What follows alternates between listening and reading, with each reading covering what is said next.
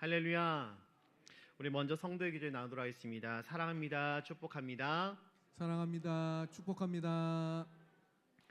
오늘 살아있는 하나님의 말씀을 통해서 우리의 마음과 생각이 하나님께로 다시 재정렬되기는 그런 시간 되기를 간절히 소망합니다.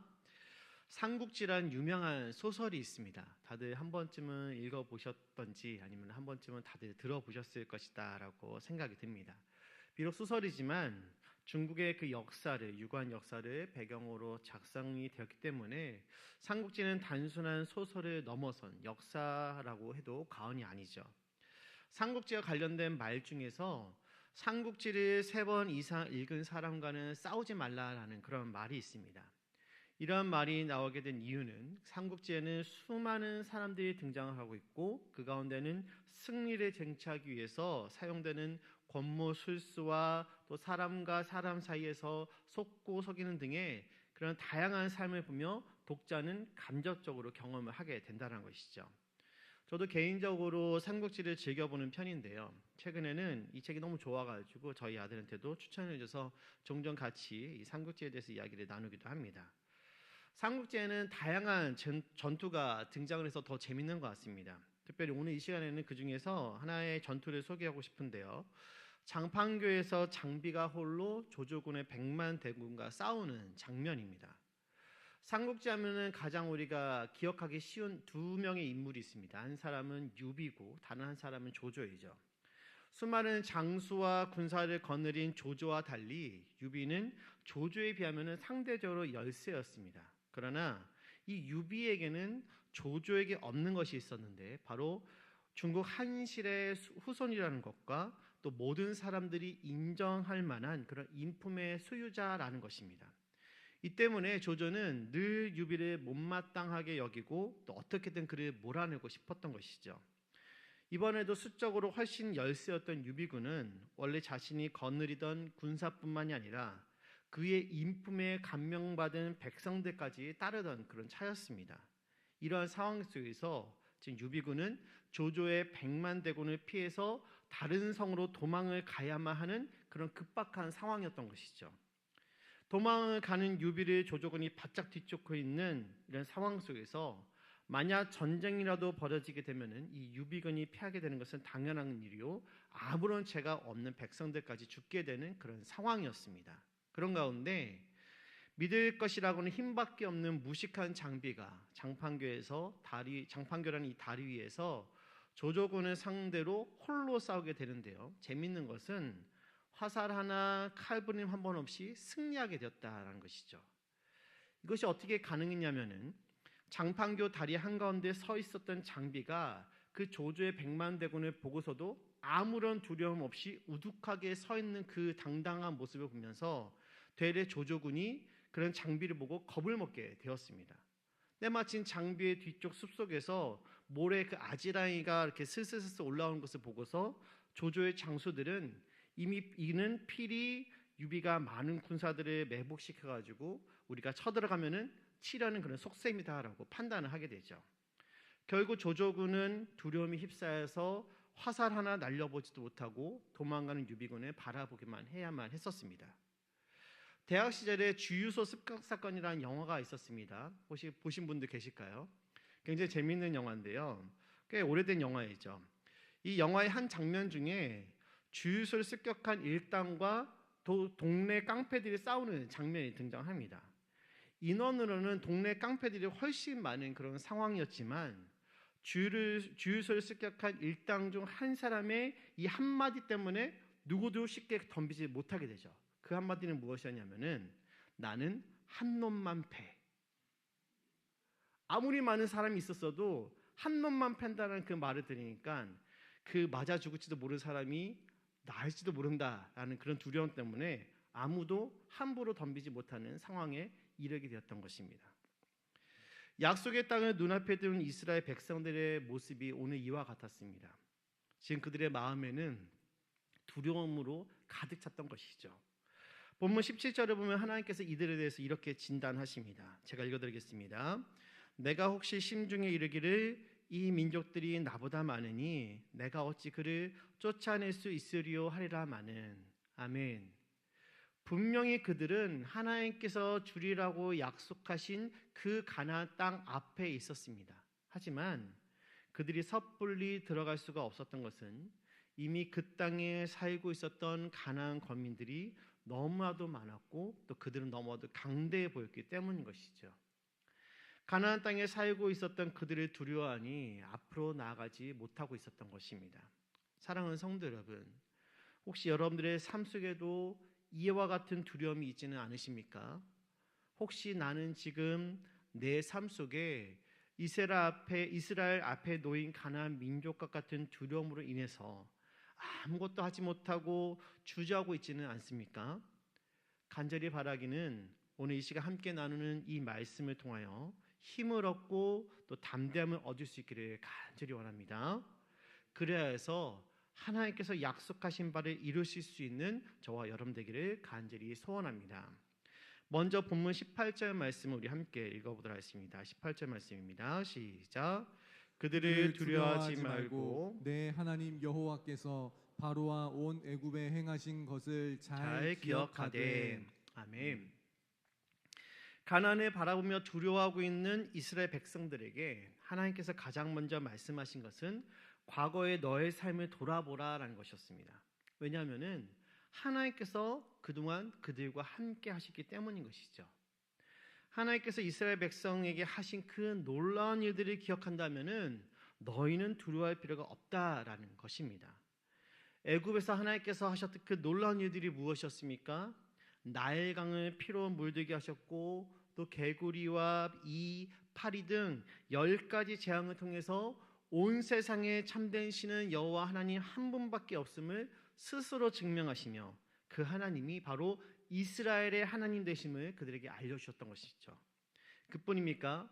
홍해 앞에 가로막혀서 아무것도 할 수 없을 때 그 홍해를 갈라서 마른 땅을 건너게 하시고 또 뒤쫓아오던 애국 군대를 수장시키신 하나님께서 광야의 길을 걸어가는 이스라엘을 입히시고 또 먹이시고 낮에는 구름 기둥으로 밤에는 불 기둥으로 지켜 지금 이곳까지 이끌어 주셨다는 것입니다. 더 놀라운 것은 이 모든 과정에서 이스라엘 백성들의 수가 줄어들기는커녕 오히려 늘어났으니 이것이 하나님의 돌보심이 아니라면 어찌 이루어질 수가 있었던 것일까요? 그 하나님께서 오늘 보면 21절에서 이렇게 말씀하십니다. 우리 같이 읽겠습니다. 시작. 너는 그들을 두려워하지 말라. 너희의 하나님 여호와 곧 크고 두려운 하나님이 너희 중에 계심이니라. 아멘. 사랑하는 성도 여러분, 여기 오늘 말씀의 첫 번째 메시지가 있습니다. 바로 하나님은 그분의 백성과 함께 하신다라는 것입니다. 우리 함께 읽어보도록 하겠습니다. 시작. 하나님은 그분의 백성과 함께 하신다. 이 세상에는 수많은 사람들이 있죠. 우리는 모두 함께 살아갑니다. 그러나 하나님이 모든 인류의 하나님이 되어주시지는 않습니다. 하나님께서 선택하셔서 믿음을 주시고 그 믿음을 통하여 예수를 나의 구주로 영접하는 자들이 하나님의 자녀가 되는 것이며 하나님은 그분의 아버지가 되셔서 그들을 보호하시고 마지막 날 그분의 나라로 끝까지 책임지시고 인도하여 주시는 것입니다. 그렇기에 이스라엘 백성들이 출애굽할 때에도 애굽 사람들은 심판의 대상이었지만 이스라엘 백성들은 구원의 대상이 될 수가 있었던 것이죠. 가나안 땅도 마찬가지지 않습니까? 그 땅에서 살아가고 있는 가나안 거민들은 하나님의 그 보호와 사랑의 대상이 아니요, 바로 그들은 심판의 대상이자 오늘 이제 그 땅에 들어가야 될 이스라엘 백성들만이 하나님의 백성으로 인정을 받게 되는 것이죠. 우리도 마찬가지입니다. 일찍이 하나님께서 은혜를 베푸셔서 예수를 구주로 믿도록 만들으셨고 이를 통해 저와 여러분 모두는 하나님의 백성이 되었으니 그러므로 하나님께서 저와 여러분을 세상 끝날까지 함께 하신다는 이 사실을 믿으시고 어떠한 두려움 앞에서도 담대함을 잃지 않는 우리 모두가 되기를 간절히 소원합니다. 과거 여호와 하나님께서 이스라엘 백성들을 위하여 하신 일들을 다시 기억할 때 그들이 깨달은 첫 번째가 하나님은 그분의 백성과 함께 하신다라는 것이었다면은 그들이 깨달은 두 번째 깨달음은 하나님은 승리의 하나님이시다라는 것입니다. 우리 함께 읽어보도록 하겠습니다. 시작. 하나님은 승리의 하나님이시다. 여러 가지 기적을 일으키셨던 하나님께서 실제로 이스라엘을 위해서 싸우신 일이 있었습니다. 출애굽기 17장 르비딤에서 아말렉과의 벌어졌던 그 전투였죠. 사실 이 전투에서 이스라엘이 이길 가능성은 거의 제로에 가까웠습니다. 왜냐하면 이들은 실제로 싸워본 경험이 없기 때문입니다. 430년 동안 애굽에서 노예 생활만 했던 그들이기 때문에 그들은 싸워본 경험이 전혀 없었던 것이죠.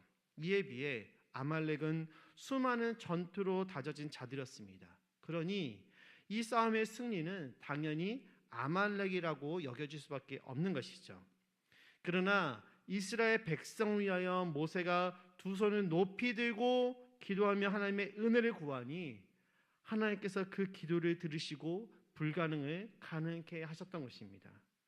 하나님께서 기적을 보여주신 것이죠. 모든 싸움을 마치고 모세가 이 일을 기억하기 위해서 제단을 쌓고 이렇게 그 이름을 붙였습니다. 여호와 니시, 승리의 하나님이라는 것이죠. 여러분, 오늘 가나안 땅을 눈앞에 두고 두려움에 휩싸이는 이스라엘 백성들도 아말렉과 전투를 벌인 그들의 부모 세대들과 비슷한 환경 가운데 놓여 있습니다.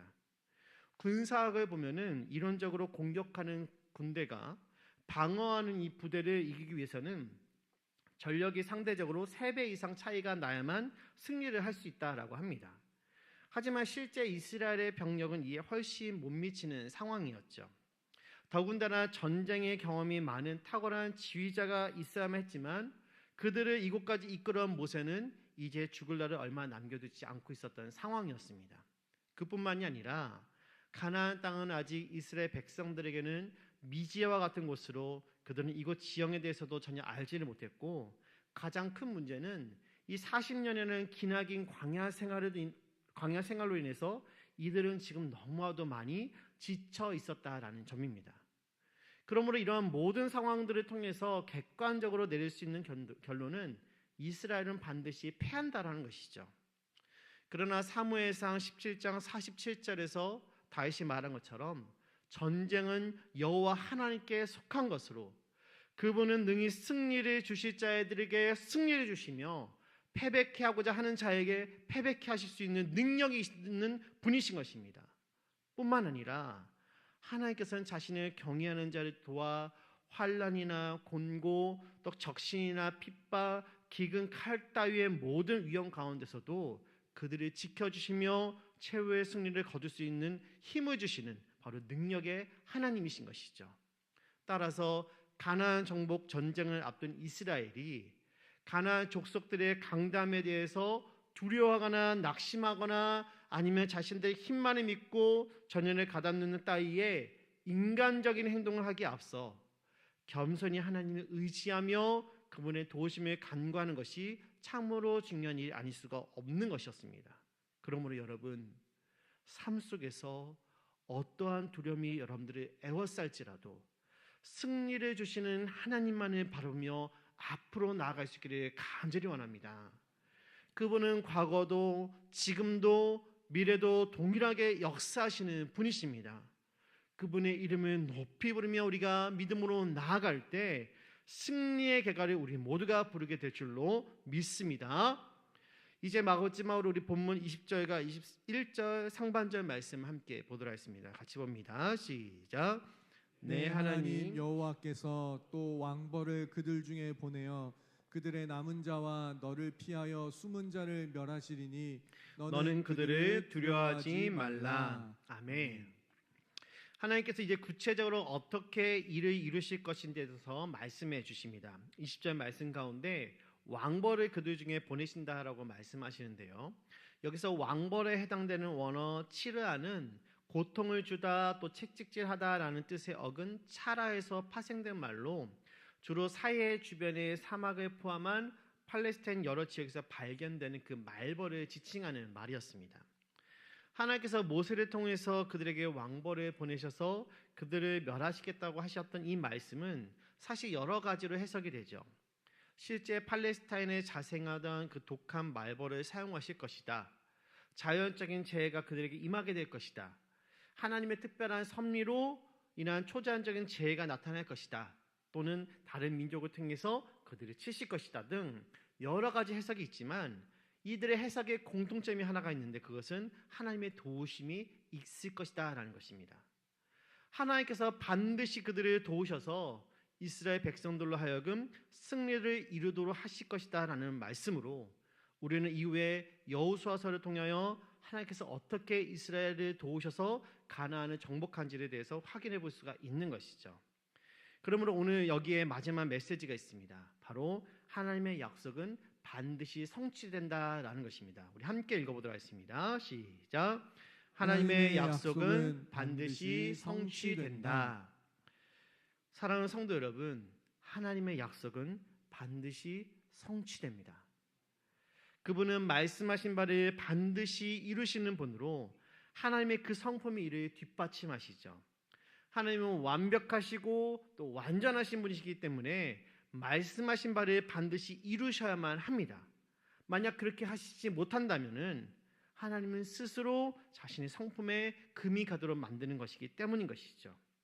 그러므로 성경에 기록된 모든 약속의 말씀은 모두 다 이루어지고 있고 아직 이루어지지 않은 말씀은 장차 그분의 때에 반드시 이루어지게 될 것입니다. 그러므로 우리는 하나님의 약속의 말씀을 의심하지 말고 그 말씀을 붙잡고 살아가야만 하는 것이죠. 하나님의 말씀을 붙잡고 믿음으로 나아가는 자에게 하나님은 반드시 승리를 허락하여 주시는 것입니다. 이제 말씀을 정리하도록 하겠습니다. 사랑하는 성도 여러분, 여러분들의 삶 속에 지금 자리 잡고 있는 두려움은 무엇입니까? 무엇이 여러분으로 하여금 주저하게 만들고 있습니까? 혹시 그 두려움이 나의 삶 속에 지금까지 동행하시며 일하셨던 그 하나님을 온전히 믿지 못하기 때문은 아닙니까? 성도라 할지라도 두려움에 떨 수 있습니다. 믿음의 사람이라고 할지라도 두려움으로 인해서 아무것도 할 수 없을 수도 있는 것이죠. 성경에 나타난 수많은 믿음의 사람들도 두려움에 휩싸였습니다. 하지만 그들이 한 가지 잊지 않고 붙잡은 것이 있다면 그것은 바로 우리 주 하나님이라는 것이죠. 그들이 그들 가운데 있는 하나님을 기억하고 그분을 의지했을 때 하나님의 인간의 상식을 뛰어넘는 방식으로 하나님의 그 모든 상황들을 역전시키는 것을 우리는 성경 곳곳에서 만나볼 수가 있는 것입니다. 우리 예수님도 두려움 가운데 있었다는 것을 여러분들 아십니까? 십자가에 달려 돌아가시기 전 예수님도 그 다가오는 죽음 앞에서 두려움에 하나님께 기도할 수밖에 없었습니다. 하지만 그 기도는 다른 것이 아닌 하나님의 뜻에 온전히 순종할 수 있도록 해달라는 기도였던 것이죠. 그 결과가 무엇입니까? 예수님께서 십자가에 달려 돌아가셨을 때 모든 사단의 앞잡이와 사단의 세력들은 자신들이 승리한 줄로 알았지만 우리가 잘 알듯이 하나님의 뜻에 온전히 순종했던 예수님을 통해 우리는 참된 승리가 무엇인지를 깨달을 수가 있는 것입니다. 그리고 우리는 그 은혜를 지금 누리며 살아가고 있는 것이죠. 그러므로 사랑하는 성도 여러분, 여러분들이 어떠한 상황 속에서 있을지라도 단 한 가지만 기억하시기 바랍니다. 하나님이 여러분과 함께 하십니다. 비록 내가 기대했던 결과가 나타나지 않을지라도 실망하지 마십시오. 여러분들이 하나님의 뜻에 온전히 순종했다면 하나님은 그분의 선하신 뜻을 가장 완벽한 때에 여러분들이 기대했던 것 그 이상으로 보여주시며 보답해 주실 것입니다. 남은 한 주간 그러한 하나님을 신실하게 믿고 따르는 귀한 여러분들의 삶이 되기를 간절히 기도드립니다. 우리가 그 믿음 가운데 나아갈 때 하나님께서 기뻐 받으시고 또한 우리가 기도하는 모든 바들을 하나님의 뜻 안에서 기쁘게 응답하여 주실 줄로 믿습니다.